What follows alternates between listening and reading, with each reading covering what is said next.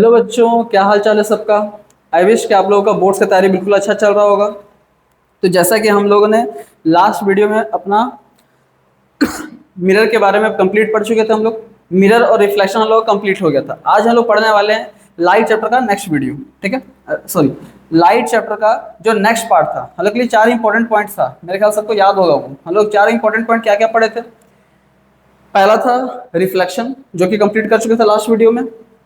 Second था हम लोगों का मिरर, जो कि हम लोगों का पूरा कंप्लीट हो गया था। जिसको क्लियर नहीं हो वापस जाके हमारे प्लेलिस्ट में वो वीडियो देख सकते हैं, ठीक है। आज हम लोग अपना कंप्लीट करने वाले हैं नेक्स्ट टॉपिक है, जिसका नाम है रिफ्रैक्शन। ध्यान सुनिएगा, ये रिफ्रैक्शन होता क्या है। सिंपल सा, बहुत इजी है, सिंपल सुनिएगा, ये क्लियर हो जाएगा। ये रिफ्रैक्शन होता क्या है। जब कोई लाइट एक मीडियम से दूसरे मीडियम में एंटर करती है तो लाइट बेंड होती है। ध्यान सुनिएगा, रिफ्रैक्शन क्या होता है। जब लाइट एक मीडियम से दूसरे मीडियम में एंटर करती है तो क्या होता है, लाइट बेंड होता है। तो bending of light when it passes from one medium to another medium is known as refraction, ठीक है। तो इसको डायग्राम से मैं क्लियर करता हूँ सबको। ध्यान देखिएगा, ये रिफ्रैक्शन होता क्या है, ठीक है। अगर मान लीजिए हम लोगों के पास एक, इसे कहते हैं रेयरर मीडियम, रेयरर मीडियम, ठीक है। और एक है हमारे पास डेंसर मीडियम। अब बात है, ये रेयरर और ये डेंसर होता क्या है। ध्यान सुनिएगा, रेयरर और डेंसर क्या होता है। यह है denser medium, denser medium. Rarer medium क्या होता है कि जिसमें पार्टिकल्स थोड़े दूर दूर होते हैं। तो जिस भी मीडियम में पार्टिकल्स दूर दूर होंगे उसे कहते हैं रेयरर मीडियम, और जिसमें भी पार्टिकल्स थोड़े नजदीक होते हैं उसे क्या कहते हैं, डेंसर मीडियम। तो मान लेते हैं हमारे पास एक रेयरर मीडियम, ये है एयर या फिर वैक्यूम है, और यहाँ हम लोगों के पास वाटर, ये वाटर। तो रिफ्रैक्शन होता क्या है, ध्यान सुनिएगा। रिफ्रैक्शन को समझने के लिए आपको 2-3 पॉइंट बस याद रखना है। अगर रे ऑफ लाइट रेयरर मीडियम से डेंसर मीडियम में एंटर करता है तो लाइट क्या चाहता है कि लाइट सीधा जाए इस तरह से, बट एक्चुअली में होता नहीं है। होता क्या है कि अगर हम यहाँ पे एक नॉर्मल ड्रॉ करते हैं, consider this is a normal. Normal याद ना सबको, लास्ट क्लास हम लोग पढ़े थे। नॉर्मल क्या होता है, एक इमेजनरी लाइन होता है, ठीक है। तो लाइट जब रेयरर से डेंसर में एंटर करता है तो ये अपने नॉर्मल की तरफ थोड़ा बेंड हो जाता है। ध्यान सुनिएगा, लाइट रेयरर से जब डेंसर में एंटर करता है तो लाइट क्या होता है, बेंड हो जाता है towards the normal, towards the normal. Same इसी का अपोजिट केस बनाते हैं एक बार हम लोग, ठीक है। इसका एक अपोजिट केस बना के देखते हैं। यहाँ पर मान लीजिए ये हम लोग के पास रेयरर मीडियम है और ये हमारे पास डेंसर मीडियम, ठीक है। This is air and this is water, ठीक है। ध्यान सुनिएगा, अगर रे ऑफ लाइट, पिछले बार क्या हुआ था कि रेयरर से लाइट डेंसर में जा रहा था। इस बार क्या होता है कि मान लेते लाइट कहाँ से कहाँ जा रहा है, डेंसर से जाना चाहता है रेयरर में, तो लाइट जाना चाहता है इस तरह से। बट होगा क्या एक्चुअल में, देखिए ये है हमारे पास नॉर्मल। तो लाइट जब भी डेंसर से रेयरर में जाता है तो अपने नॉर्मल से दूर हट जाता है, it bends away from the normal. इस बात को याद रखना है, when a ray of light passing from rarer medium to denser medium, then it bends towards the normal. And second point, when a ray of light passes from denser to rarer, then it will bend away from the normal. Clear? मतलब इसमें light अपने normal की तरफ थोड़ा bend हो जाता है और इसमें अपने नॉर्मल से थोड़ा दूर चला जाता है, ठीक है। याद क्या रखना है, रिफ्रैक्शन का सिंपल सा मतलब होता है bending of light. Light bending, bend क्यों करता है, जब एक मीडियम से दूसरे मीडियम में वो एंटर करता है तो बेंड होता है, ठीक है। ठीक है, आगे बढ़ते हैं। अगर ये नॉर्मल है, इस रे को बोला जाता है इंसिडेंट रे। क्या बोलते हैं, इंसिडेंट रे।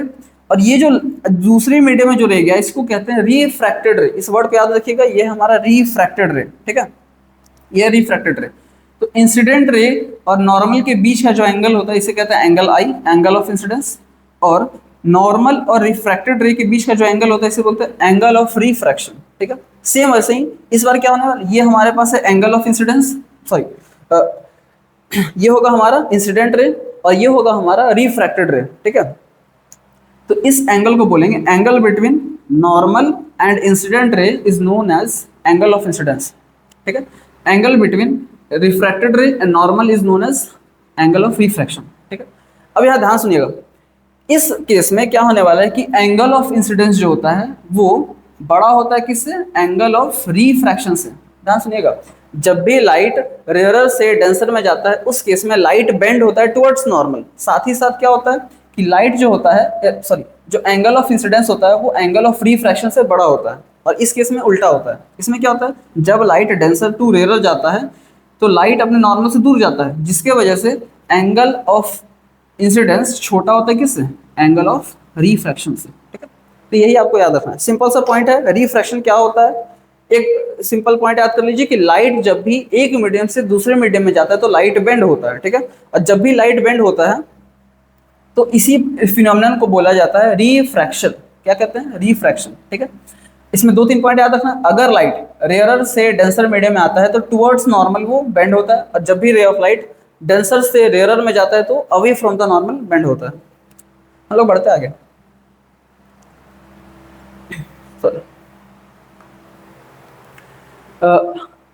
नेक्स्ट टॉपिक हम लोगों का लॉज ऑफ रिफ्रैक्शन।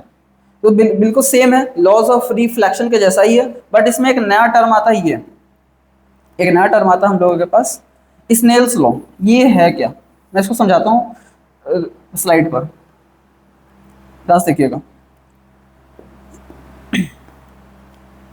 तो लॉज ऑफ रिफ्लेक्शन में पहला लॉ तो मेरे ख्याल सबको याद होगा, जैसा रिफ्लेक्शन में था बिल्कुल सेम ऐसा ही है कि angle incident ray, refracted ray and normal lie on a same plane और अ सेम पॉइंट। दूसरा इंपॉर्टेंट है, ध्यान सुनिएगा, दूसरा क्या होता है, अभी क्या बताए थे हम कि अगर रे ऑफ लाइट रेयरर से डेंसर में एंटर करता है, रेयरर से डेंसर में एंटर करता है, ये हमारे पास नॉर्मल था, ये क्या था हमारे पास, नॉर्मल। ठीक है, तो लाइट क्या होता है कि अपने नॉर्मल की तरफ बेंड हो जाता है, ये एंगल आई था, ये एंगल आर था। तो ये जो है हमारे पास सेकेंड लॉ, ये क्या बोलता है कि जो साइन ऑफ आई है, मतलब आई एक एंगल है, तो इसको इसके साथ साइन ऑपरेटर को हम लोग यूज कर रहे हैं, sine I upon sine R is equals to constant. मतलब कि अगर हम लोग रेशियो देखें कि साइन ऑफ आई और साइन ऑफ आर का, तो एक हमें कांस्टेंट वैल्यू मिलता है, और आगे जाके हम लोग पढ़ेंगे तो पता चलेगा इसी को कहते हैं रिफ्रैक्टिव इंडेक्स। क्या बोला जाता है इसी को, रिफ्रैक्टिव इंडेक्स। थोड़ा देर में हम लोग इसको क्लियर कर लेंगे। ये कांस्टेंट होता है या इसी को बोलते हैं रिफ्रैक्टिव इंडेक्स। ठीक है, और ये जो लॉ है ना, इसको एक साइंटिस्ट थे, उनका नाम था स्नेल, इसलिए इसका नाम पड़ा था स्नेल्स लॉ। याद कर लीजिए, this is called Snell's law. तो कभी कभी पूछ देता है व्हाट इज स्नेल्स लॉ। अच्छा, इसमें क्वेश्चन कैसा आता है, ध्यान सुनिएगा। रिफ्रैक्टिव इंडेक्स मैं नहीं बताया हूँ, बट रिफ्रैक्टिव इंडेक्स का क्वेश्चन होता है किस टाइप का वो बताता हूँ। रिफ्रैक्टिव इंडेक्स में क्वेश्चन कैसा आता है कि अगर एक रे ऑफ लाइट रेयरर मीडियम से डेंसर मीडियम में एंटर कर रही है, डेंसर मीडियम में एंटर कर रही है, ये हमारे पास आई है, ये हमारे पास आर है। ठीक है, तो क्वेश्चन क्या बोलेगा कि इस सेकंड मीडियम का, देखो इसको कहते हैं फर्स्ट मीडियम, इसको कहते हैं सेकंड मीडियम, तो सेकंड मीडियम का रिफ्रैक्टिव इंडेक्स क्या है। थोड़ा देर में मैं क्लियर कर दूं कि रिफ्रैक्टिव इंडेक्स क्या होता है, और बस इसका क्वेश्चन समझ लीजिए कैसे बनता है। तो रिफ्रैक्टिव इंडेक्स हम लोगों ने फॉर्मूला क्या देखा, refractive index equals to sine of I upon sine of are.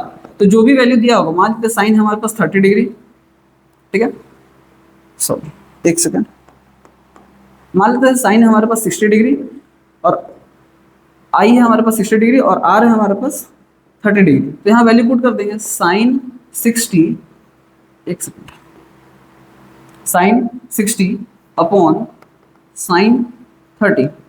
Sign 60 का वैल्यू तो सबको याद होगा मेरे ख्याल से। साइन 60 का वैल्यू होता है हमारे पास √3/2 डिवाइडेड बाई 1/2। तो 2 से 2 कैंसिल हो जाएगा, तो आंसर आ जाएगा √3 या 1.78। ठीक है, तो इस तरह से क्वेश्चन आ सकता है आप लोगों का।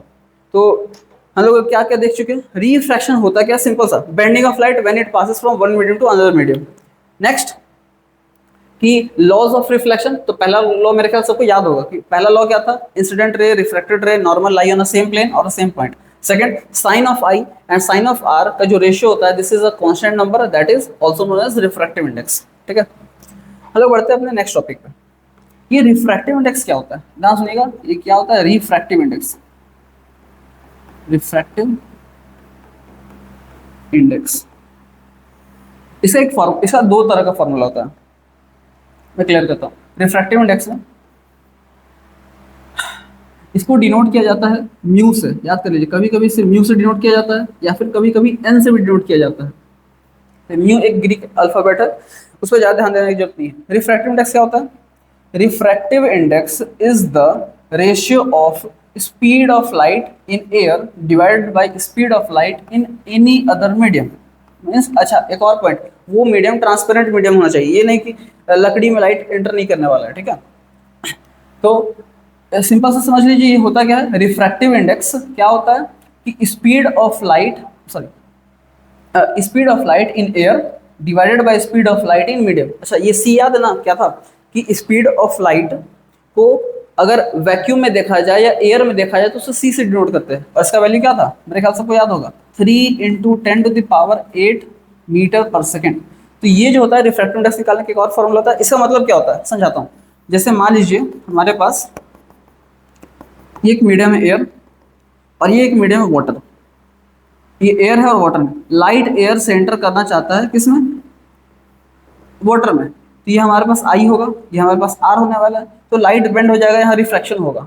अब इस मीडियम का रिफ्रैक्टिव इंडेक्स निकालने के लिए हम लोग लिखते हैं refractive index equals to C/V। C का मतलब जब लाइट एयर या वैक्यूम में ट्रेवल कर रहा था तो उसका स्पीड क्या था c, और जब इस मीडियम में आएगा तो उसका स्पीड थोड़ा कम हो जाएगा, जब कम हो जाएगा तो उसको बोलते हैं v, तो C/V यही होता है हमारा रिफ्रैक्टिव इंडेक्स। अच्छा एक और चीज, कभी कभी क्वेश्चन इस टाइप का आएगा स्टेटमेंट जैसा। क्वेश्चन क्या आता है कि जो डायमंड होता है उसका रिफ्रैक्टिव इंडेक्स होता है 2.42, तो क्वेश्चन आएगा व्हाट डज इट मीन, इसका क्या मतलब होता है। तो करना क्या है, मान लेते हैं एक ग्लास हम लोग के पास जिसका रिफ्रैक्टिव इंडेक्स दिया हुआ है 1.5, और क्वेश्चन में आ जाएगा कि इसका क्या मतलब है, गिलास का रिफ्रैक्टिव इंडेक्स 1.5 ऐसा क्या मतलब होता है। इसका मतलब ध्यान सुनिएगा, रिफ्रैक्टिव इंडेक्स का फॉर्मूला क्या था हमारे पास, C/V इज इक्वल्स टू 1.5 बोल सकते हैं, ठीक है।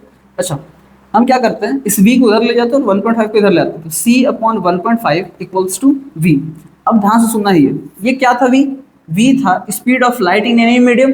तो मतलब क्या हुआ कि अगर किसी मीडियम का रिफ्रैक्टिव इंडेक्स 1.5 है तो इसका मतलब ये होता है कि जब भी लाइट उस मीडियम में एंटर करेगा तो उसका स्पीड ऑफ लाइट के कंपैरिजन में 1.5 टाइम्स कम हो जाएगा। मतलब अगर लाइट का स्पीड मान लीजिए यहाँ पर, एक सेकेंड, लाइट का स्पीड यहाँ पर c था, और जैसे ही वो डेंसर मीडियम में एंटर करेगा तो स्पीड उसका घट जाएगा, और स्पीड घट के कितना हो जाएगा, मतलब c से 1.5 टाइम्स से क्या हो जाएगा, स्पीड घट जाने वाला है। मतलब ध्यान सुनिएगा, मतलब क्या होता है कि यह है एक मीडियम, यह है दूसरा मीडियम, और मान लीजिए एयर है और दूसरा कोई सा मीडियम है, या तो ऑयल हो सकता है या ग्लास हो सकता है या और भी कोई अदर मीडियम हो सकता है। जब लाइट इस रेयरर से डेंसर में एंटर करने वाला है तो क्या होगा यहाँ पर कि लाइट बेंड होगा, पहला बात। दूसरा बात, इसका अगर रिफ्रैक्टिव इंडेक्स मान लीजिए 1.5 दिया है, इसका मतलब है कि जब लाइट एयर से उस वाटर में उस मीडियम में एंटर करेगा तो उसका स्पीड जो c था पहले वो 1.5 टाइम्स कम हो जाएगा। बस इतना ही याद रखना। अगर लिखा हुआ है कि refractive index of diamond is 2.42, इसका क्या मतलब होता है, तो सिंपल सा बोलना है, क्या कहना है कि जब लाइट एयर से डायमंड में एंटर करता है तो क्या होता है कि लाइट का स्पीड 2.42 टाइम्स घट जाता है। बस ये होता है हमारा रिफ्रैक्टिव इंडेक्स। अच्छा एक फॉर्मूला और होता है रिफ्रैक्टिव इंडेक्स से, एक और फॉर्मूला होता है कि अगर मान लीजिए हमारे पास एक मीडियम है, यहाँ कोई अलग मीडियम है और यहाँ एक दूसरा अलग कोई मीडियम है, इसको बोल देते हैं 1, इसको बोल देते हैं 2, और इस मीडियम से लाइट इस बार इस मीडियम में एंटर कर रहा है, मतलब मीडियम 1 से मीडियम 2 में एंटर कर रहा है, तो इस बार जो रिफ्रैक्टिव इंडेक्स का फॉर्मूला होता है वो होता है वेलोसिटी इन 1, मान लेते हैं यहाँ इसका वेलोसिटी 1 है या स्पीड 1 है, v1 है, divided by speed of light in other medium. ये हो जाएगा हमारे पास फॉर्मूला। तो आपको 3 फॉर्मूला याद रखना है रिफ्रैक्टिव इंडेक्स का, 3 फॉर्मूला। सबसे पहला फॉर्मूला क्या पढ़े हम लोग, refractive index is equals to sine I upon sine R, पहला फॉर्मूला। दूसरा refractive index is equals to refractive index equals to क्या था हमारे पास, C/V। और थर्ड है हमारे पास refractive index is equals to V1/V2। बस केस याद रखना है, जब भी आई और आर का वैल्यू दिया होगा तब इस फॉर्मूले का यूज करना हम लोगों को, और जब भी स्पीड पूछ दे कि स्पीड जब लाइट एयर में है, एयर से जब ग्लास में जाएगी तो उसका स्पीड कितना होगा, तो उस समय आपको इस फॉर्मूले का यूज करना होगा। और थर्ड केस में अगर क्वेश्चन आ जाए कि लाइट वाटर से ग्लास में एंटर कर रहा है तो वाटर में स्पीड कुछ और होगा, ग्लास में स्पीड कुछ और होगा, इन दोनों का रेशियो निकालेंगे तो क्या निकल जाएगा, रिफ्रैक्टिव इंडेक्स। क्लियर है? अच्छा, एक और बात, ये जो रिफ्रैक्टिव इंडेक्स है ना, ये क्या होता है कि सेकंड मीडियम का निकलता है। मतलब ऐसे लिखा जाता है refractive index of two with respect to one. मतलब पहले मीडियम से लाइट दूसरे में एंटर कर रहा है तो दूसरे वाले का रिफ्रैक्टिव इंडेक्स बताता है। ये याद कर लीजिएगा, refractive index of second medium with respect to one, इसी का फॉर्मूला होता है V1/V2। ठीक है, और इसका जहां तक क्वेश्चन का बात है तो लास्ट का जो क्लास होगा, सॉरी जो लास्ट वीडियो होगा इस चैप्टर का, उसमें हम लोग सारे क्वेश्चन क्लियर करेंगे।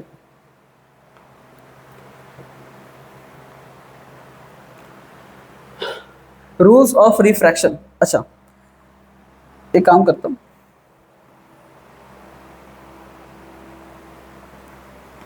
चलिए आगे बढ़ते हैं। When refraction does not occur.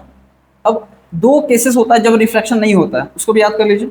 कौन कौन सा ऐसा केस है जब रिफ्रैक्शन नहीं होने वाला है? ठीक है, मान लीजिए कि ये एक मीडियम है, मान लेते मीडियम 1, और ये हमारे पास मीडियम 2।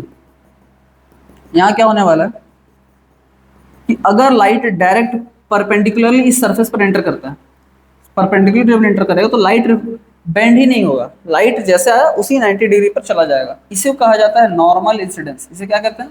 Normal incidence. इसे याद कर लीजिए, नॉर्मल इंसिडेंस के केस में लाइट बेंड नहीं होता है, मतलब लाइट आया 90 डिग्री पर सरफेस पे और उसी में अंदर चला गया। एक और केस होता है, मान लीजिए मीडियम 1 है, ये मीडियम 2 है, इसका रिफ्रैक्टिव इंडेक्स मान लेते हैं N1 दिया हुआ है और इसका रिफ्रैक्टिव इंडेक्स N2 दिया हुआ है, या फिर μ1 μ2 भी बोल सकते हैं। और अगर दोनों मान लेते हैं, इसका वैल्यू ले लेते हैं 2.4 और इसका वैल्यू ले लेते हैं 2.4, मतलब क्या हुआ, अगर N1 का वैल्यू N2 की इक्वल हो जाए, मतलब दोनों मीडियम का रिफ्रैक्टिव इंडेक्स अगर सेम हो, तो लाइट मान लीजिए ऐसे आया है तो ऐसे ही चला जाएगा बिना रिफ्लेक्ट हुए, बिना रिफ्रैक्ट हुए। तो इस दो केसेस में क्या होता है कि लाइट रिफ्रैक्शन नहीं करता है। ठीक है, पहला केस नॉर्मल इंसिडेंस, याद करिए नॉर्मल इंसिडेंस का मतलब क्या होता है कि लाइट 90 डिग्री पर किसी सरफेस पर एंटर कर रही है। और दूसरा क्या होता है, अगर दो मीडियम है, दोनों का रिफ्रैक्टिव इंडेक्स बिल्कुल सेम है, तो लाइट बेंड नहीं होने वाला है। ठीक है, तो ये था हम लोगों का वो केस जब रिफ्लेक्शन नहीं होता है। तो इसका स्क्रीनशॉट ले लीजिए आप लोग। हम लोग बढ़ते आगे।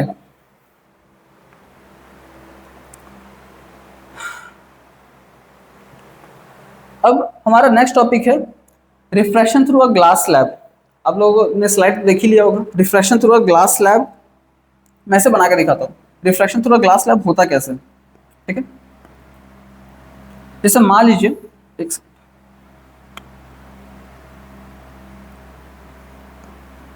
हमारे पास ये ग्लास स्लैब है, consider this is a glass slab, और एक्चुअली में इसी को बोलते हैं लैटरल डिस्प्लेसमेंट। मैं क्लियर कर देता हूँ, दिस इज लैटरल डिस्प्लेसमेंट।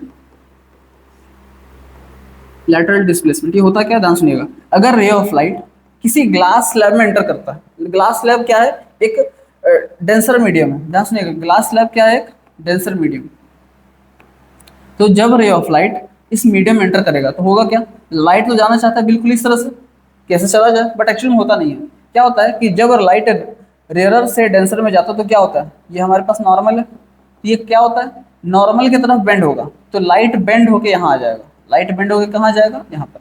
तो लाइट यहाँ बेंड हो गया, और जब लाइट बेंड होता है, ध्यान सुनिएगा, अब जैसे दूसरे मीडियम में एंटर करने वाला है, इस समय क्या होगा कि अब ये डेंसर मीडियम है, डेंसर मीडियम है, और ये वापस से क्या मिल गया, रेयरर। ये हमारे पास रेयरर मीडियम था, ये डेंसर है, वापस से रेयरर मिल गया। तो रेयरर में क्या होता है, ये नॉर्मल है, तो लाइट अपने नॉर्मल से दूर जाता है, मतलब लाइट जाना चाहता था सीधा, बट अपने नॉर्मल से दूर होके वो इस तरह से चला जाएगा। अब ध्यान से सुनिएगा, यहाँ पर एक इंपॉर्टेंट टर्म है, ये था हमारे पास एंगल ऑफ इंसिडेंस, ये था हमारे पास एंगल ऑफ रिफ्रैक्शन, और यहाँ पर ये angle of refraction R1 R2 भी बोला जाता है। ये जो है ये इंपॉर्टेंट है, इसको बोलते हैं एंगल ऑफ इमर्जेंस। स्मॉल ई से डिनोट करते हैं, इसे कहते हैं एंगल ऑफ इमर्जेंस, ऐसा एंगल जब वो लाइट इमर्ज करके निकलता है। अब यहाँ ध्यान से देखिएगा, ये था लाइट का एक्चुअल पाथ और ये है लाइट का डेविएटेड पाथ। तो एक्चुअल पाथ और डेविएटेड पाथ के बीच का जो परपेंडिकुलर डिस्टेंस है, इसी को कहते हैं lateral displacement. What is lateral displacement, when a ray of light comes, sorry, जब रे ऑफ लाइट क्या होता है कि किसी ग्लास स्लैब में एंटर करता है, तो उसका जो एक्चुअल पाथ है और डेविएटेड पाथ के बीच का जो परपेंडिकुलर डिस्टेंस है, इसी को कहते हैं लैटरल डिस्प्लेसमेंट। तो इसको डिनोट करते हैं स्मॉल एक्स से, याद करिए, इसको डिनोट करते हैं स्मॉल एक्स से। ठीक है, अब ये लैटरल डिस्प्लेसमेंट जो है, ये जो एक्स है या लैटरल डिस्प्लेसमेंट, ये किन किन फैक्टर पर डिपेंड करता है? पहला फैक्टर, ये जो ग्लास स्लैब है इसकी थिकनेस पर। पहला पॉइंट याद कर लीजिए कि थिकनेस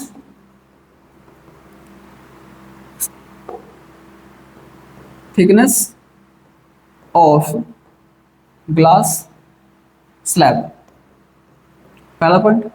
नेक्स्ट पॉइंट क्या होगा कि ये जो एंगल ऑफ इंसिडेंस है, अगर इसको बढ़ाए या घटाएंगे तो हमारे पास जो लेटरल डिस्प्लेसमेंट है वो भी बढ़े या घटेगा। दूसरा होता है एंगल ऑफ इंसिडेंस। थर्ड क्या होता है, ये जिस मीडियम में एंटर कर रहा है इसका कुछ रिफ्रैक्टिव इंडेक्स होगा। मान लेते इसका रिफ्रैक्टिव इंडेक्स म्यू है, तो ये रिफ्रैक्टिव इंडेक्स ऑफ द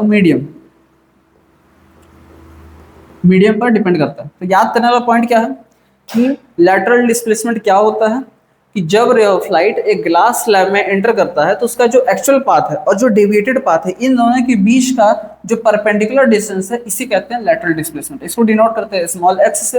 ये किन किन फैक्टर पर डिपेंड करता है? पहला थिकनेस ऑफ ग्लास स्लैब, दूसरा एंगल ऑफ इंसिडेंस, और थर्ड हमारे पास refractive index of the medium. अच्छा, इसमें एक इंपॉर्टेंट पॉइंट याद क्या रखना है ना कि जो एंगल आई है और ये जो एंगल है ना, सॉरी, इसे कहते हैं angle of emergence. Angle of emergence, ठीक है। ये जो एंगल ऑफ इमर्जेंस है और ये एंगल ऑफ इंसिडेंस है, ये दोनों हमेशा आपस में इक्वल होता है। इस पॉइंट को याद रखिएगा, angle of emergence and angle of sorry incidence, हमेशा ये दोनों क्या होता है? इक्वल होता है। अच्छा, एक और पॉइंट, और ये दोनों जो एंगल है वो इस एंगल आर से बड़ा होता है। इसको भी कंप्लीट ही कर देते हैं। जो एक सेकंड, ये हमारे पास एंगल ऑफ इंसिडेंस और एक है हमारे पास एंगल ऑफ रिफ्रैक्शन, ये दोनों आपस में इक्वल होता है। और ये दोनों, सॉरी क्या हो गया, हमारे पास एंगल ऑफ इंसिडेंस ये इक्वल होता है एंगल ऑफ इमर्जेंस के, और दोनों बड़े होते हैं किससे? एंगल ऑफ रिफ्रैक्शन से। इस पॉइंट को याद रखना, ये इंपॉर्टेंट। इस पर एक क्वेश्चन आ सकता है कभी भी, अगर एग्जाम में दे दे कि ये एंगल हमारे पास 45 डिग्री और पूछ देगा कि ये एंगल कितना है, 1 मार्क्स में आता है, तो याद कर लीजिए दोनों एंगल आपस में क्या होता है? इक्वल होता है, ठीक है। इस पेज का स्क्रीनशॉट ले लीजिए, बहुत इंपॉर्टेंट है।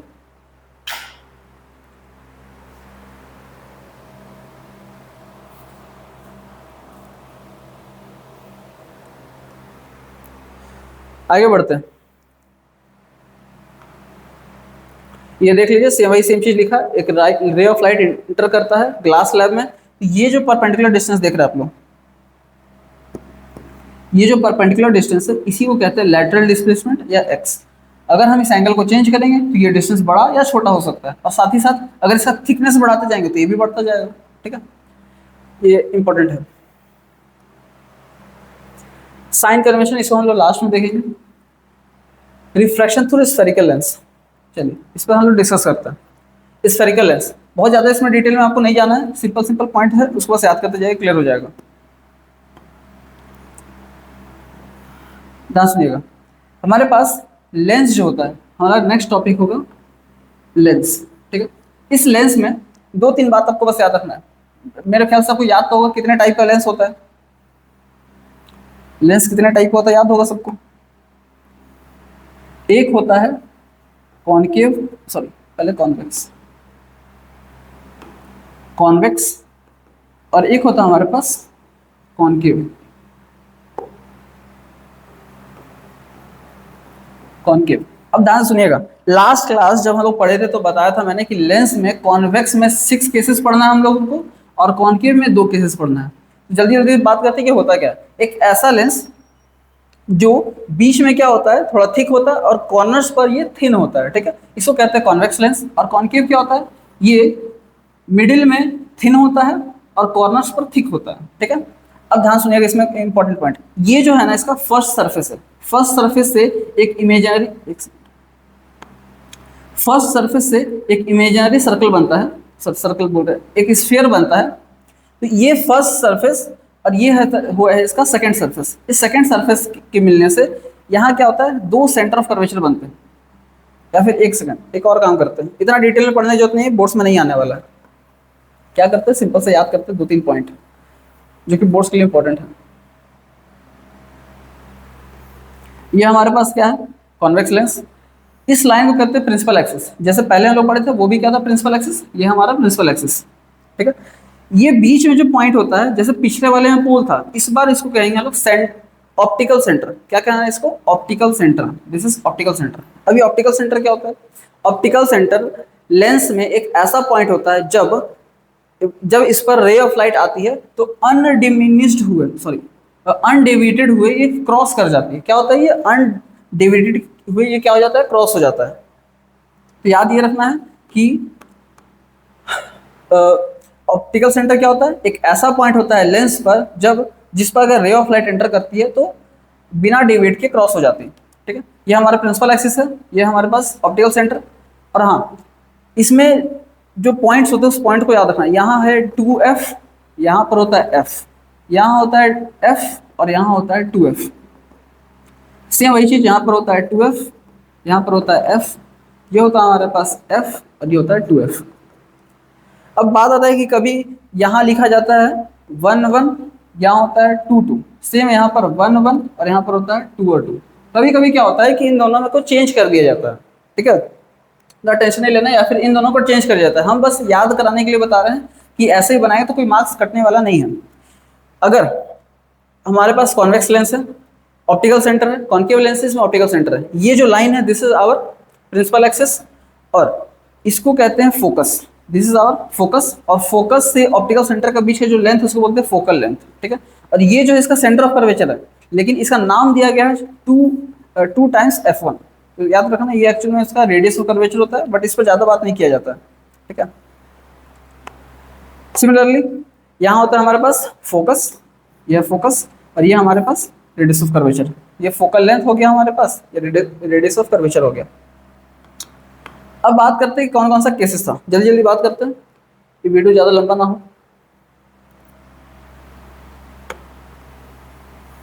चलिए, इसमें 6 केसेस था। कौन कौन सा केसेस था, सबसे पहला केस, अगर रे ऑफ लाइट इन्फिनिटी पर होता है तो इसका इमेज कहाँ बनेगा, सेम पहले वाले जैसा है। दूसरा केस, अगर ऑब्जेक्ट इन्फिनिटी और 2f1 के बीच में या बियॉन्ड 2f1 है तो इसका इमेज कहाँ बनेगा। थर्ड केस, अगर ऑब्जेक्ट 2f1 पर है। फोर्थ केस, अगर ऑब्जेक्ट 2f1 और f1 के बीच है। और फिफ्थ केस, अगर ऑब्जेक्ट f1 पर ही है। और लास्ट केस, अगर ऑब्जेक्ट f1 और ऑप्टिकल सेंटर के बीच है। अगर इन 6 केसेस को हम लोग कंप्लीट कर लेते हैं, और इसमें 2 केसेस होने वाले, इन दोनों कंप्लीट कर लेंगे तो हमारा सारा केसेस वाला पॉइंट क्लियर हो जाएगा। तो याद कर लीजिए कौन कौन सा पॉइंट होता है। पहला कि अगर ऑब्जेक्ट इन्फिनिटी पर तो इमेज कहाँ बनेगा, हम लोग बना के देखेंगे थोड़ी देर में। अगर ऑब्जेक्ट इन्फिनिटी और 2f1 के बीच है तो इसका इमेज कहाँ बनेगा। थर्ड, अगर ऑब्जेक्ट 2f1 पर है। फोर्थ, अगर इन दोनों के बीच में। फिफ्थ, f1 पर। और सिक्स्थ यहाँ पर। सेम इसमें 2 केस होने वाले हैं। पहला केस, अगर ऑब्जेक्ट इन्फिनिटी पर है तो इसका इमेज कहाँ बनेगा। और सेकंड कि इस इन्फिनिटी और ऑप्टिकल सेंटर के बीच में कहीं भी इसको रख दिया जाए अगर ऑब्जेक्ट को, तो इसका इमेज कहाँ बनेगा। ये इसमें सिर्फ 2 ही केस होता है, आपको याद रखना ये पॉइंट। तो जल्दी से हम लोग बढ़ते हैं अपना आगे। ठीक है, अच्छा, अब कुछ रूल्स देख लेते हैं। जब हम लोग मिरर पढ़ रहे थे तो उसमें 3 रूल देखे थे, सेम यहाँ पर भी कुछ रूल्स ये हमारे पास कॉन्वेक्स और ये हमारे पास कॉन्केव। रूल नंबर 1, पहले बात तो सबको पॉइंट्स याद होना चाहिए। ये ऑप्टिकल सेंटर है, ये हमारे पास f1, ये है 2f1, ये है f2 और ये है 2f2। सिमिलरली यहाँ पर भी रूल नंबर 1, अगर कॉन्केव है, हम ये कॉन्केव है, ये हमारा ऑप्टिकल सेंटर, ये है हमारे पास f1, 2f1, f2 और ये है 2f2।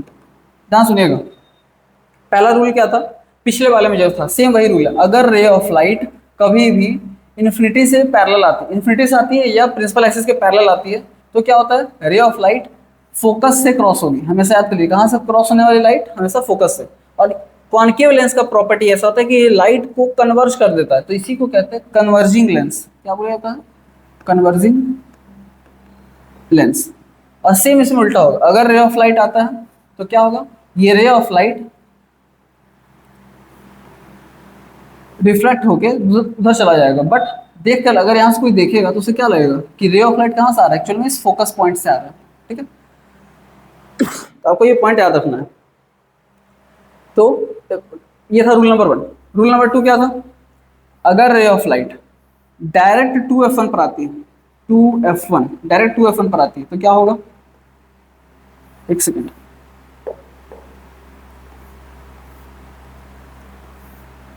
ये हमारे पास अगर 2f1 है, रे ऑफ लाइट डायरेक्ट 2f1 पर आती है तो ये पैरेलल हो जाएगी। एक सेकेंड, ये उल्टा हो गया, थोड़ा गड़बड़ हो गया। रूल नंबर 2 कुछ और है। रूल नंबर 2 क्या बोलता है? अगर रे ऑफ लाइट ऑप्टिकल सेंटर से क्रॉस होती है, रे ऑफ लाइट ऑप्टिकल सेंटर से क्रॉस होगी तो क्या होगा कि लाइट अनडेविएटेड क्रॉस हो जाएगा। सेम वैसे ही यहाँ पर अगर हम लोग के पास ये कॉन्केव लेंस है तो कॉन्केव लेंस में ही हमारा ऑप्टिकल सेंटर है, अगर रे ऑफ लाइट ऑप्टिकल सेंटर से क्रॉस होगा तो अनडेविएटेड डायरेक्ट क्रॉस हो जाएगा।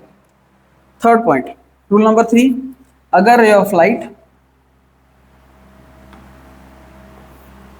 फर्स्ट का ठीक उल्टा, अगर पैरेलल आता है तो फोकस हो जाएगा, और अगर रे ऑफ लाइट डायरेक्ट फोकस पर आता है, डायरेक्ट कहाँ आता है? फोकस पर, तो ये पैरेलल हो जाता है। सिमिलरली यहाँ पर अगर रे ऑफ लाइट डायरेक्ट फोकस पर आए, ये हमारा फोकस है, अगर रे ऑफ लाइट डायरेक्ट फोकस पर आता है, सॉरी, अगर रे ऑफ लाइट डायरेक्ट फोकस पर आता है तो ये क्या हो जाएगा? जाना चाहता है यहाँ पर, एक्चुअल में ये क्या हो जाएगा? पैरेलल हो जाएगा। तो इस पॉइंट को आपको याद रखना है। तो बस ये 3 रूल है, ये 3 रूल से आपका सारा केस कंप्लीट होने वाला है। पहला रूल, अगर रे ऑफ लाइट पैरेलल आता है तो क्या होने वाला है? लाइट हमेशा फोकस पर कटेगा। सेकंड पॉइंट, अगर ऑप्टिकल सेंटर से कभी भी लाइट जाएगा तो ऑप्टिकल सेंटर से अनडेविएटेड क्रॉस हो जाएगा। और लास्ट पॉइंट, अगर फोकस पर आता है तो पैरेलल हो जाएगा, फोकस पर आएगा तो क्या हो जाएगा? पैरेलल हो जाएगा। हम लोग बढ़ते हैं अपने केसेस में। कॉन्वेक्स लेंस,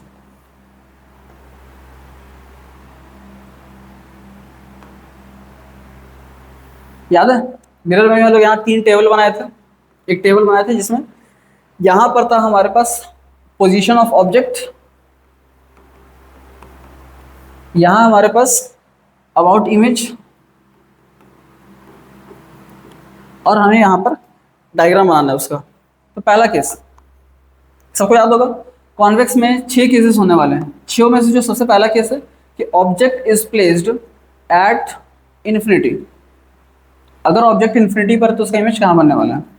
सिंपल सा बात है, अगर हम लोग के पास ये है प्रिंसिपल एक्सिस, ये ऑप्टिकल सेंटर, रे ऑफ लाइट कभी भी पैरेलल आती है तो क्या होता है? हमेशा ऑप्टिकल सेंटर सॉरी फोकस से क्रॉस होकर जाएगा। कहाँ से जाने वाला लाइट? हमेशा फोकस से। तो इस एग्जाम में आप लोग इसको अच्छे से पेंसिल से बनाइएगा और स्केल का यूज़ करिएगा। मैं डायरेक्ट यहाँ यूज़ कर दे रहा हूँ, आपको स्केल से ही यूज़ करना है। ठीक है, यहाँ पर फोकस पर बनेगा। तो पहला बात यहाँ लिखना है कि इमेज कहाँ बन रहा है? एट फोकस, इमेज बन रहा है हमारा फोकस पर। ठीक है, नेक्स्ट ये बहुत छोटा बनेगा, इसे कहते हैं पॉइंट साइज्ड। लास्ट वीडियो में हम लोग देख चुके थे पॉइंट साइज्ड, या इसी को कहते हैं हाईली डिमिनिश्ड, हाईली डिमिनिश्ड। ठीक है, अच्छा ये जो इमेज है वो दूसरे साइड बन रहा है, इसे क्या कहेंगे? रियल या वर्चुअल? सोच के बताइए आप लोग। अगर कभी भी इधर बनता है तो ये हमारा होने वाला है रियल एंड इन्वर्टेड। इन्वर्टेड, इस पॉइंट को याद रखिएगा, ये होगा रियल एंड इन्वर्टेड।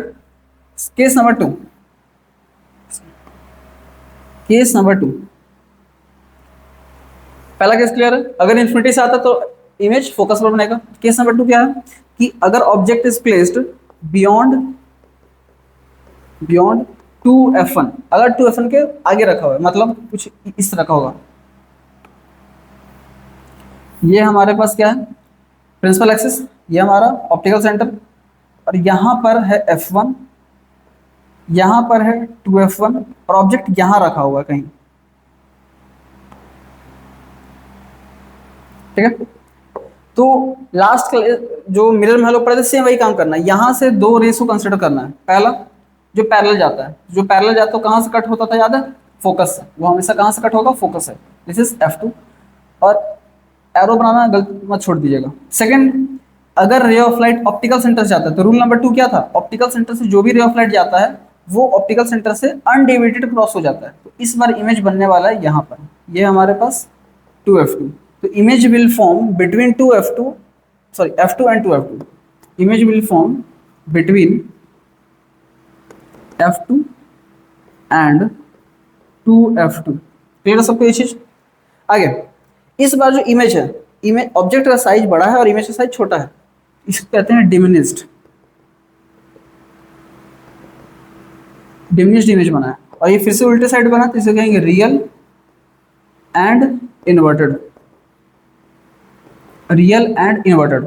क्लियर है मेरे ख्याल से सबको। चलो बढ़ते आगे, केस नंबर 3। केस नंबर 3 में इस बार ऑब्जेक्ट कहाँ होने वाला है, object is placed at 2f1। जल्दी जल्दी बनाते इस केस में। ये हमारे पास ऑप्टिकल सेंटर है, ये हमारे पास f1 है, ये हमारे पास 2f1 है, और ऑब्जेक्ट यहाँ रखा हुआ है। तो इमेज कहाँ बनेगा, पहला रे पैरेलल जाने वाला हमेशा कहाँ से, फोकस है, दिस इज आवर f2। और दूसरा रे जाने वाला ऑप्टिकल सेंटर से, कहाँ जाएगा, ऑप्टिकल सेंटर से। और ये एग्जैक्ट 2f2 पर ही बनने वाला है और सेम साइज का बनने वाला है। ठीक है, अगर स्केल से बनाएगा तो क्लियर दिख जाएगा आप लोगों को। तो पहला केस, सॉरी पहला पॉइंट इसमें क्या याद रखना है कि इमेज कहाँ बनने वाला है, अगर ऑब्जेक्ट 2f1 पर तो इमेज भी बनेगा एट 2f2। ठीक है। सेकेंड पॉइंट, दोनों का साइज क्या होगा, same size, same size. Next point, same size और उल्टे साइड बना तो इसे कहेंगे रियल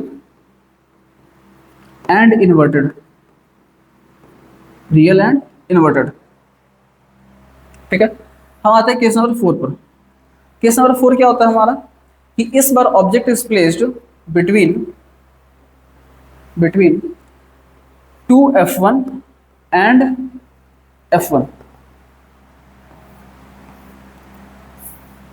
हमारे पास ये f1 है, ये 2f1 है, और ऑब्जेक्ट इस बार यहाँ रखा हुआ है। तो ध्यान से देखिए कि केस कैसे बनने वाला है। पहला रे जाएगा पैरेलल, ये कहाँ जाता है, f2 से, फोकस से। दूसरा अगर रे ऑफ लाइट जाता है ऑप्टिकल सेंटर से, तो ये क्या होता है, अनडिविनिस्ड, सॉरी अनडिविडेड, ये क्रॉस हो जाता है। इस बार देखिए इमेज क्या बन रहा है, ऑब्जेक्ट से बड़ा बना है, और कहाँ बनेगा, सॉरी इसे थोड़ा ध्यान से बनाइएगा आप लोग, कभी कभी लाइट मैच नहीं करता। अगर आप लोग स्केल से बनाएंगे तो एकदम क्लियरली मैच हो जाएगा ये। ठीक है, ये हमारे पास लेंस, ये हमारा f1, ये है 2f1, और ऑब्जेक्ट इस बार यहाँ रखा हुआ है। ठीक है, तो पहला रे ऑफ लाइट जाता है तो कहाँ जाएगा, ये f2 से। दूसरा जाता है हमारा ऑप्टिकल सेंटर से, ऑप्टिकल सेंटर से लाइट जाएगा तो यहाँ कटेगा, ये हमारा 2f2। तो इमेज हमेशा 2f2 के बाद बनने वाला है, याद कर लिए, image will form beyond 2f2। Clear है। नेक्स्ट पॉइंट, इस बार इमेज का साइज बड़ा है, इसे कहते हैं इनलार्ज, इसे क्या कहते हैं, इनलार्ज। और फिर उल्टे साइड बनाया तो इसे कहेंगे real and inverted, real and inverted. Clear है सबको, रियल एंड इन्वर्टेड। नेक्स्ट है हम लोगों का केस नंबर 5, उसको बना लेते हैं। केस नंबर 5, इस बार ऑब्जेक्ट f1 पर ही रखा हुआ है, object is placed at f1। अब क्या होने वाला है, ध्यान सुनिएगा। तो सर नहीं आएंगे, ऑब्जेक्ट इस बार f1 पर ही रखा हुआ है, यह हमारे पास f1 है और यहीं पर ऑब्जेक्ट है। तो पहला रे ऑफ लाइट कैसे जाता है, याद होगा सबको, f2 से या फोकस से बोल सकते हैं, और दूसरा जाता है ऑप्टिकल सेंटर से। जब भी रे ऑफ लाइट ऑप्टिकल सेंटर से जाएगा तो ये क्या होगा, इस बार ये पैरेलल हो जाने वाला है, दोनों रेस क्या हो जाने वाला है, पैरेलल, और कभी नहीं मीट होता है। और जहां मीट होता तो वहां क्या बनता था, इमेज बनता था। तो इस बार इमेज कहाँ बनेगा, at infinity, at infinity. Second point, infinity पर इमेज बनेगा, और कैसा बनेगा, हाईली एनलार्ज। क्या बनने वाला है, हाईली एनलार्ज। क्लियर। इसके बाद रियल एंड इन्वर्टेड,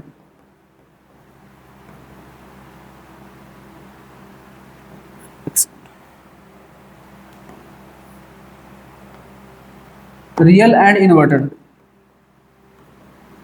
ठीक है।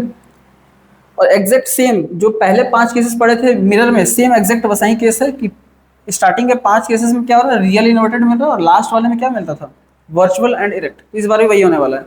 इस बार object is placed between F1 and optical centre. अब ध्यान से देखिएगा, ये केस इंपॉर्टेंट है।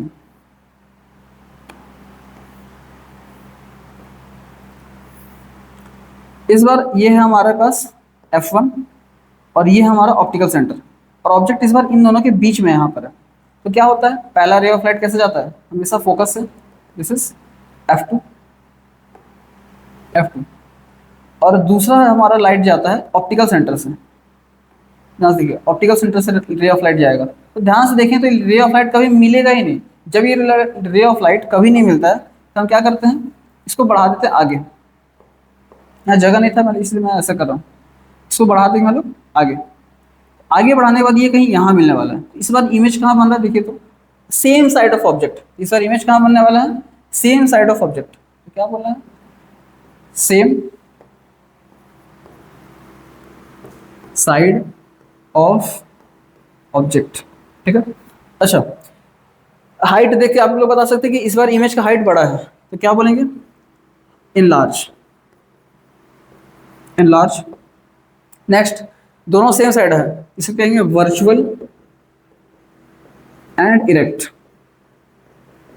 आपको ये सारा पॉइंट क्लियर होगा मेरे ख्याल से। और ये 6 केस इंपॉर्टेंट है, याद कर लीजिएगा, ये 6 केस बहुत ज़्यादा इंपॉर्टेंट है। इसका स्क्रीनशॉट ले लीजिए आप लोग। हेलो, बढ़ते हैं अपने आगे।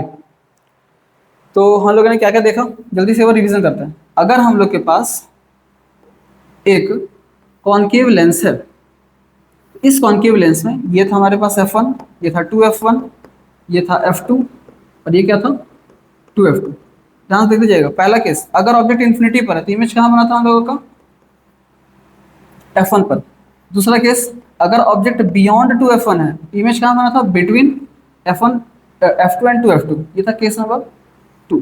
अगर ऑब्जेक्ट हमारा 2F1 पर था, ये केस नंबर 3, तो इमेज भी कहाँ बना था, इसी पर बना था 2F2 पर। फोर्थ, अगर ऑब्जेक्ट हमारा इन दोनों के बीच में है तो इमेज कहाँ था, बियॉन्ड 2F2। ये था केस नंबर 4। केस नंबर 5, अगर ऑब्जेक्ट F1 पर है तो इमेज कहाँ बन रहा था, फिफ्थ नंबर इन्फिनिटी पर। और लास्ट के सबसे इंपॉर्टेंट, अगर ऑब्जेक्ट ऑप्टिकल सेंटर और इसके बीच में रहे तो इमेज इसी साइड बना था, एनलार्ज। ये था 6 नंबर केस। तो आप सबको ये पॉइंट याद रखना है कि जैसे जैसे हम लोग ऑब्जेक्ट को आगे बढ़ा रहे हैं तो इमेज दूर जाते जा रहा है, और लास्ट केस में ये इसी साइड आ जाएगा, ठीक है। हम लोग बढ़ते हैं नेक्स्ट। अब लास्ट हमारे पास कॉन्केव लेंस, कॉन्केव लेंस। तो जल्दी से इसमें भी 3 केस, 2 केसेस है, उसको देख लेते हैं। बस रूल से याद होना चाहिए, सारा काम हो जाएगा। पहला, object is placed at infinity. इस बार ऑब्जेक्ट इन्फिनिटी पर है तो इमेज कहाँ बनेगा, सिंपल सा काम, हम लोग बना लेंगे अपना लेंस, इसका नाम है optical centre.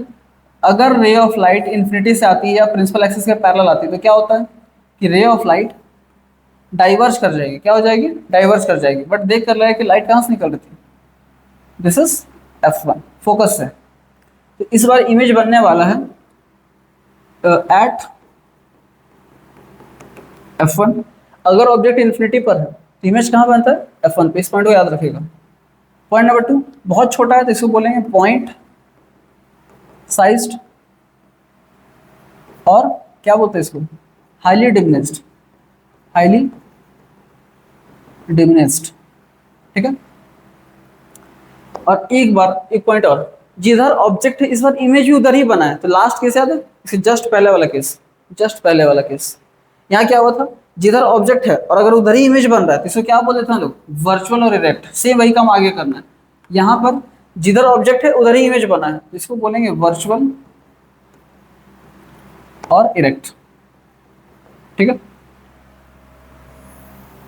Last case, case number 2, ध्यान सुनिएगा। इस बार ऑब्जेक्ट है, इसके सामने कहीं भी रख दें, in front of the lens. ये हमारे पास कॉन्केव, कॉन्केव लेंस। ये हमारा हो गया प्रिंसिपल एक्सिस। और इस बार ऑब्जेक्ट कहीं भी रख देते हैं, कहीं भी रख सकते हैं, कोई उसमें प्रॉब्लम की बात नहीं। और ये है हमारे पास F1। अब यहाँ ध्यान सुनिएगा क्या होता है, एक सेकेंड इसको थोड़ा पीछे बनाते हैं। यहाँ मान लीजिए हमारे पास ऑब्जेक्ट है, ये हमारा F1 है। तो यहाँ से दो रेट्स कंसिडर करते हैं। पहला रेस कहाँ से जाता था याद है, ये डाइवर्स कर जाएगा, लेकिन देख कर लगेगा कि कहाँ से निकल रहा था, F1 से।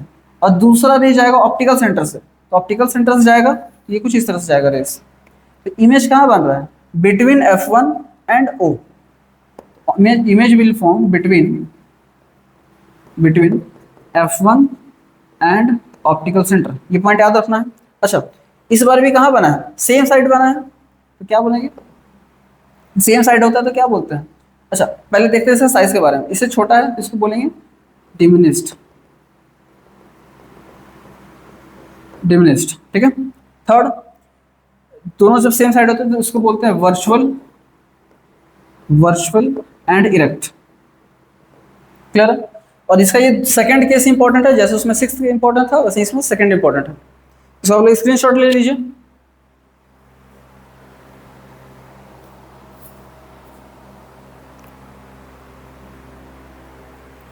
चलिए आगे बढ़ते हैं हम लोग। सारा साइड में सारा देखिए रूल्स दिया हुआ है, जो जो हम बताए थे सारा भाई सेम चीज़ है, ठीक है। आगे बढ़ते हैं। रिफ्लेक्शन थ्रू स्फेरिकल लेंस, जो हम लोग देख चुके हैं अभी जस्ट। ये सारा केसेस इंपॉर्टेंट है, मोस्ट इंपॉर्टेंट केसेस, ठीक है। ध्यान सुनिएगा। इन्फिनिटी पर था तो F2 पर बन रहा है, highly diminished, point size, real inverted. और याद रखिए कि 5 केसेस तक ही सेम होने वाला है, लास्ट में होता है वर्चुअल और इरेक्ट, जब भी कॉन्केव के बारे में पढ़ते हैं तब, ठीक है। और बियॉन्ड F1 ये सारा केसेस अब जस्ट हमें लोग कंप्लीट किया, आप लोग इसको देख लीजिएगा। और इस स्लाइड का आप लोग स्क्रीनशॉट ले लीजिए, एग्जाम में जाने से पहले बस इसको देख लीजिए, काम हो जाएगा। आगे बढ़ते हैं। ये सारा केसेस का डायग्राम बना हुआ है, और ये सिक्स्थ केस बहुत इंपॉर्टेंट है, ये सिक्स्थ केस बहुत ज़्यादा इंपॉर्टेंट है, ठीक है।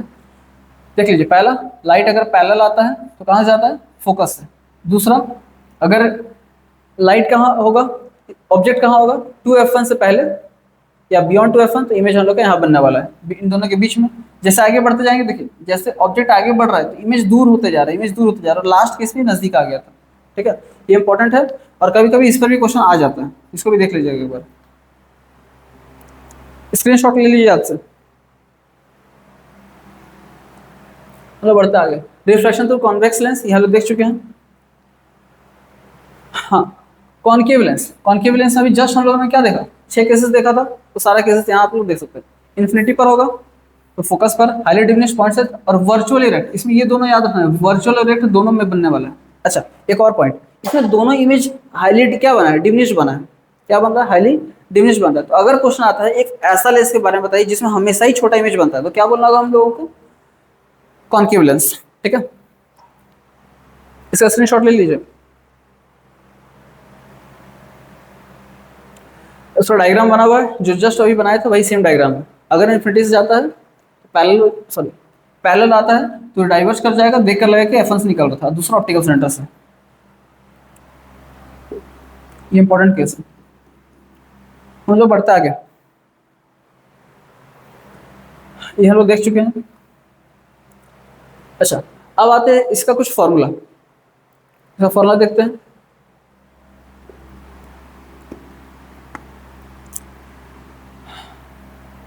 मिरर जब हम लोग पढ़ रहे थे तो मिरर में देखे थे मिरर फॉर्मूला, सेम उसी जैसा जब लेंस पढ़ेंगे तो यहाँ होने वाला हमारे पास, एक second, lens formula. Lens formula ये क्या होता है, सिंपल एग्जैक्ट मिरर फॉर्मूला के जैसा, बस थोड़ा सा चेंज है। 1/f equals to 1/b minus 1/u। और मेरे ख्याल से ये बताने की जरूरत तो नहीं पड़ना चाहिए कि ये u क्या है, ये b क्या है, ये f क्या है। f क्या था, फोकल लेंथ, u क्या था, ऑब्जेक्ट डिस्टेंस, और v था हमारे पास इमेज डिस्टेंस, ठीक है। और इसका एक और मतलब टर्म देखे थे, मैग्निफिकेशन। ध्यान सुनिएगा, मैग्निफिकेशन क्या था, अगर ऑब्जेक्ट का हाइट कभी बड़ा बनता है कभी छोटा बनता है, तो कितना बड़ा बनेगा या कितना छोटा बनेगा, वो जो रेशियो को पता चलता है उसको बोलते हैं मैग्निफिकेशन, ठीक है। तो मैग्निफिकेशन में जो फॉर्मूला होता है वो होता है हमारे पास v/u। याद रखिएगा, जो मिरर पढ़े थे वहां था -v/u, और यहाँ पर है v/u। एक और फॉर्मूला क्या होता है इसका, height of object, sorry, height of image by height of object. ये दो फॉर्मूला आपको याद रखना है। और कभी कभी हम इसे जस्ट पहले किसे बता चुके हैं कि इन दोनों को इक्वेट करना पड़ सकता है। v by u should be equal to height of image upon height of object. इसे याद रखिएगा आप लोग, ठीक है। अच्छा, एक टर्म और होता है। एक टर्म क्या होता है? Power, power of lens, power of lens. Power of lens होता क्या है? ठीक है, जैसे इसको बोला जाता है कि जो लेंस है वो लाइट को क्या, उसका प्रॉपर्टी क्या है? लाइट को बेंड करना। तो लाइट को कितना बेंड कर सकता है या कितना डाइवर्स कर सकता है या कितना कन्वर्स कर सकता है, वो जो पावर होता है उसी कहते हैं पावर ऑफ लेंस। तो लेंस का ऐसा एबिलिटी या ऐसा पावर जो लाइट को कितना कन्वर्स या डाइवर्स कर सकता है। तो पावर इक्वल्स टू फॉर्मूला होता है 1 अपॉन फोकल लेंथ। और याद रखिए कि फोकल लेंथ इन मीटर होता है। ये किस में रहता है? मीटर में रहता है। और अगर हमारे पास सेंटीमीटर में दिया तो एक और फॉर्मूला होता है, इसको कह सकते हैं 100/f। लेकिन इस बार f जो होगा वो किस में होगा? इन सेंटीमीटर। ये फॉर्मूला देख लीजिएगा आप लोग। पावर का दो फॉर्मूला है, 1/f ये मीटर में रहेगा और 100/f ये सेंटीमीटर में रहने वाला है, ठीक है। तो ये सारा हो गया फॉर्मूला लेंस से रिलेटेड। आप लोग को इतना पॉइंट याद होना चाहिए। आगे बढ़ते हैं साइन कन्वेंशन में। एक टर्म था हमारे पास साइन कन्वेंशन। जैसे हम लोग मिरर का साइन कन्वेंशन पढ़े थे, सेम वैसे ही लेंस का भी साइन कन्वेंशन होने वाला है। जल्दी से देखते हैं। ये हमारे पास कॉन्वेक्स और एक हमारे पास कॉनकेव, कॉनकेव, ठीक है। शुरू करते हैं। कॉनकेव सबको याद होगा। ये है हमारे पास प्रिंसिपल एक्सिस और ये था हमारा f1, ये था 2f1, ये है f2 और ये है 2f2। सिमिलरली कॉनकेव में ये ऑप्टिकल सेंटर, ये f1, ये 2f1, ये f2 और ये हमारा 2f2। तो ध्यान सुनिएगा, क्लियर हो जाएगा। साइन कन्वेंशन में क्या करना होता है कि जैसे पिछले बार पोल से हम लोग सारा डिस्टेंस मेजर किए थे, इस बार ऑप्टिकल सेंटर से सारा मेजर करना है। मतलब अगर ऑप्टिकल सेंटर से, जैसे मान लीजिए ये नंबर लाइन के जैसा है, अगर यहाँ से हम लोग इसको ओरिजिन मान लेते हैं, ऑप्टिकल सेंटर हम लोगों का, अगर यहाँ से आगे बढ़ती है पॉजिटिव तरफ तो हमको पॉजिटिव तरफ डिस्टेंस लेना है, और सीधा आते तो क्या होगा? निगेटिव, ठीक है। तो जितना डिस्टेंस मेजर करना है उसको यहीं से मेजर करना है, ठीक है। तो अच्छा, कॉन्वेक्स में ध्यान सुनिएगा, यहाँ पर एक फोकल लेंथ ये भी है और एक फोकल लेंथ ये भी है। हम लोग किसको चुनेंगे? तो याद करने के लिए सिंपल सा पॉइंट याद कर लीजिए। जब भी केस बनता था इमेज मेनली फोकस ये वाला यूज होता था हर बार, तो इसको हम मेन फोकस लेके चलना है, ठीक है। और इस वाले में हमेशा ये f1 यूज होता था, तो इसको मेन फोकस लेके चलना है। अब ध्यान से देखिएगा, जब भी इसमें हमको फोकस को मेजर करना होगा तो यहाँ से ओरिजिन से आगे बढ़ना पड़ेगा या ऑप्टिकल सेंटर से आगे बढ़ना होगा। तो फोकल लेंथ से कैसा होगा? आगे बढ़ेंगे तो पॉजिटिव। लेकिन इसमें क्या होने वाला है? फोकल लेंथ नेगेटिव, ठीक है। अच्छा, अगर मान लीजिए यहाँ कहीं ऑब्जेक्ट रखा हुआ है, ठीक है, तो यहाँ से यहाँ तक जो डिस्टेंस इसको बोलते हैं u। तो पहले ही बताया है u हमेशा क्या होने वाला है? नेगेटिव। तो यहाँ भी अगर अभी ऑब्जेक्ट रखा हुआ है तो ये डिस्टेंस क्या होता है? u होता है। तो u भी होगा हमारे पास नेगेटिव। इसमें 5 केसेस में क्या होता था? अगर मान लेते हैं कि इमेज यहाँ बन रहा है, मान लेते हैं ये जो डिस्टेंस था ये था हमारे पास v। तो v जो होता है 5 केसेस में पॉजिटिव था और एक केस में निगेटिव था। ये पॉजिटिव भी हो सकता है और नेगेटिव भी हो सकता है। बट इस केस में याद है हमेशा ऑब्जेक्ट इन दोनों के बीच ही में रहेगा, या तो इस पर f पर बनेगा या इन दोनों के बीच बनेगा। तो ये था हमारे पास v। तो v भी इस बार क्या होने वाला है? निगेटिव, ठीक है। नेक्स्ट ये था हाइट ऑफ ऑब्जेक्ट और ये क्या था? Height of image. तो हाइट ऑफ ऑब्जेक्ट को जनरली पॉजिटिव लेना होता है। हाइट ऑफ जो इमेज होगा 5 केसेस में निगेटिव, एक केस में पॉजिटिव। ये पॉजिटिव हो सकता है और निगेटिव भी। इसमें हाइट ऑफ जो ऑब्जेक्ट है वो हमेशा पॉजिटिव होगा और हाइट ऑफ इमेज भी तो इमेज इसके ऊपर ही रहने वाला है, ये भी कैसा होगा? पॉजिटिव। अच्छा, ट्रिक याद कर लीजिए, कभी भी अगर कॉन्केव का क्वेश्चन आता है तो यू वी एफ तीनों का वैल्यू नेगेटिव होगा। आज इसको याद कर लीजिए, ट्रिक जैसा हो गया। अभी कभी भी क्वेश्चन सॉल्व करें, कहीं कॉन्केव लेंस दिख जाए, सिंपल सा काम, यू वी एफ तीनों नेगेटिव आना चाहिए। बस इस फॉर्मूले को देख लीजिए आप लोग और याद कर लीजिए अच्छे से।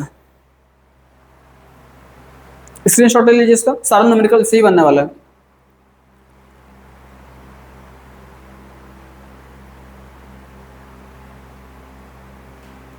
चलिए आगे बढ़ते हैं। अच्छा, इसके पहले जस्ट हम लोग अभी क्या देखे थे, पावर ऑफ लेंस। यहाँ एक चीज़ ध्यान से सुनिएगा, पावर ऑफ लेंस में हम लोग क्या देखें कि, अच्छा, इसके लिए एक स्लाइड लेते हैं, ध्यान सुनिएगा। पावर ऑफ लेंस में अगर एक हम लोग के पास थिन लेंस है और एक थिक लेंस है, ध्यान सुनिएगा, ये थिन लेंस है और ये थिक लेंस है, थिक लेंस, ध्यान सुनिएगा, ये हमारे पास प्रिंसिपल एक्सिस, ये प्रिंसिपल एक्सिस। अगर यहाँ कोई रे ऑफ लाइट आता है और एक बार इस पर कोई रे ऑफ लाइट आता है तो क्या होगा, ये जो लेंस थिक है इसका पावर ज़्यादा है, पावर ज़्यादा होने का मतलब ये लाइट को ज़्यादा बेंड कर देगा और ये लाइट को कम बेंड करेगा। समझ में आ रहा है? तो मतलब यहाँ से यहाँ जो डिस्टेंस होता था इसको बोलते थे फोकल, और इसको यहाँ से यहाँ तक क्या कहते थे, फोकस। मतलब जो थिन लेंस है, ध्यान सुनिएगा, थिन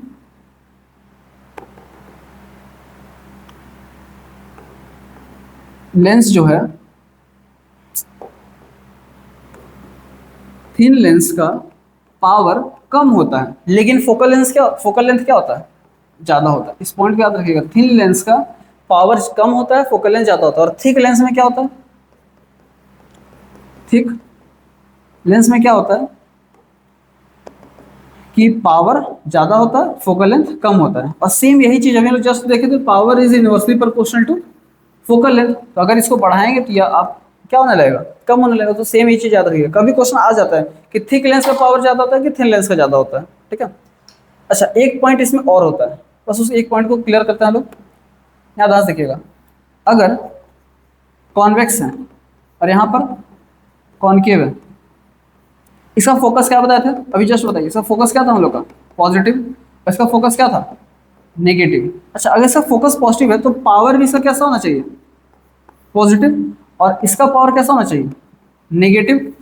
तो मतलब अगर कभी क्वेश्चन में दिख जाए कि पावर जो है लिखा हुआ है 5 डायोटर, डायोटर मैं अभी क्लियर कर दूंगा डायोटर क्या होता है, इसका यूनिट होता है।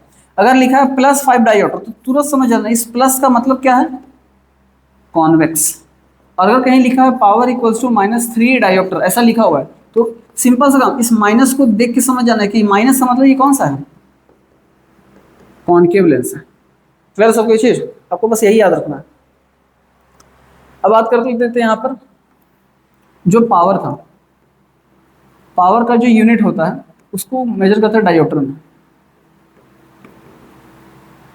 डायोप्टर में इसको डिनोट करते हैं कैपिटल डी से। अब डायोप्टर होता क्या है, सिंपल सा, पावर इक्वल टू क्या था हमारे पास, 1/फोकल लेंथ, और ये होना चाहिए इन मीटर, इन मीटर। मतलब कि अगर किसी लेंस का फोकल लेंथ हम लोग क्या करते हैं, 1 मीटर करते हैं, क्या करते हैं 1 मीटर, तो पावर क्या हो जाएगा 1 डायोप्टर। तो अगर क्वेश्चन आता है कि डिफाइन 1 डायोप्टर, तो बोलना है कि 1 डायोप्टर लेंस का एक ऐसा पावर, सॉरी 1 डायोप्टर लेंस का पावर है जब उस लेंस का फोकल लेंथ कितना हो, 1 metre. 1 dioptre power of lens है जब उस लेंस का फोकल लेंथ कितना हो, 1 मीटर। बस इतना याद रखना है, मेरे ख्याल से क्लियर होगा, इसको याद रखिएगा। अगर क्वेश्चन आ जाए ऐसा कि पावर दिया हुआ है आपके पास -0.5 डायोप्टर, इसका क्या मतलब है, माइनस को देखकर क्या पता चल रहा है कि कौन सा है, कॉनकेव। अगर यही प्लस होता तो क्या बोलते, कॉन्वेक्स, ठीक है। आगे बढ़ते हैं हम लोग, ये हम लोग देख चुके साइन कन्वेंशन, ये वही सेम चीज़ है यहाँ पर लिखा हुआ है, अगर स्लाइड में देख सकते हैं। तो पावर हम लोग देख चुके हैं। अच्छा, अब बात करते हैं होमवर्क का। होमवर्क से पहले मैं क्लियर कर देता हूँ सबको, यहाँ पे ध्यान सुनिएगा। होमवर्क से पहले हम लोग क्या क्या कंप्लीट कर चुके हैं, सबसे पहले हम लोग किए रिफ्लेक्शन, रिफ्लेक्शन कंप्लीट हो गया है। नेक्स्ट हम लोग का मिरर कंप्लीट हो गया है, मिरर कंप्लीट हो गया है। इसके बाद हम लोग का लेंस हो गया है, लेंस में हम लोग अभी जस्ट क्या देखे थे, रिफ्रैक्टिव इंडेक्स यहीं पर है। इसके बाद हम लोग लैटरल डिस्प्लेसमेंट देख चुके हैं, और लास्ट देखे हम लोग लेंस, सॉरी एक सेकंड थोड़ा गड़बड़ हो गया। हम लोग यहाँ पर अभी जस्ट देखे रिफ्रैक्शन, क्या देखे थे, रिफ्रैक्शन, ये था हमारे पास रिफ्रैक्शन, ठीक है।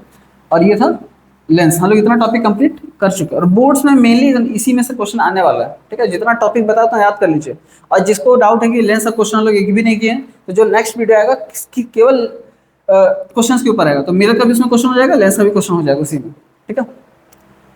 और होमवर्क यही होगा कि मिरर में और लेंस में जो 8 केसेस टोटल देखें, 8 केसेस देखे इसमें, 8 केसेस देखे इसमें, वो सारा आप लोग क्या होना चाहिए, अच्छे से याद हो जाना चाहिए। अगर कभी डायरेक्ट क्वेश्चन पूछ दे कि 2F1 और F1 के बीच में अगर ऑब्जेक्ट रखा हो तो इमेज कहाँ बनेगा, तो सोचना नहीं है, तुरंत आंसर आना चाहिए। ठीक है, बढ़ते हैं लोग आगे। अच्छा, एक बार पहले वो जल्दी से रिवीजन कर लो क्या क्या देख चुके हैं।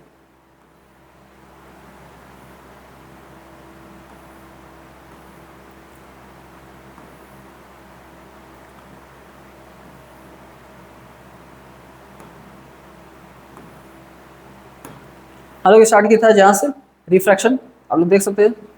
फिर हम लोग रिफ्रैक्शन होता है क्या वो समझे। सर एक खाली स्लाइड बच गया, कोई बात नहीं। लॉज ऑफ रिफ्रैक्शन मेरे ख्याल सबको क्लियर होगा। फिर उस पर क्वेश्चन कैसा आता है। उसके बाद रिफ्रैक्टिव इंडेक्स क्या होता है, ये इंपॉर्टेंट है, इसको याद रखिए क्या होता है रिफ्रैक्टिव इंडेक्स। फिर 3 फॉर्मूला देख चुके हैं इसका,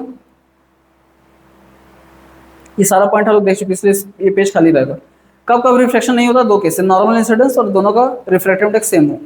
नेक्स्ट रिलेटिव डिस्प्लेसमेंट किन फैक्टर पर डिपेंड करता है, वो सारा यहाँ पर है। फिर उसका डायग्राम दिया है बुक में यहाँ पर। साइन कन्वेंशन हम लोग जस्ट अभी क्लियर किए हैं। स्फेरिकल लेंस मेरे ख्याल से आपको क्लियर हो गया होगा। देखिए कॉन्केव कॉन्वेक्स सारा केसेस रूल्स, उसके बाद केस नंबर 3 4 5 6 और फिर एक वन शॉट। फिर आगे कॉन्वेक्स में भी देख चुके हैं हम लोग।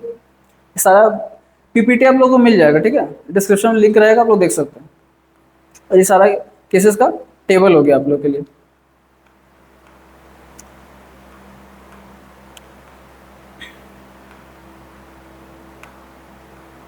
सारा फॉर्मूला इंपॉर्टेंट चीज़ है ये सारा, ये देख लीजिएगा इसको। और ये sign convention most important point है ये, क्योंकि क्वेश्चन में काम आएगा। ठीक है, ये वही सेम चीज़ है। ये हो गया पावर, और ये हो गया आप लोग का होमवर्क, और जो टॉपिक हम लोग कंप्लीट कर चुके हैं।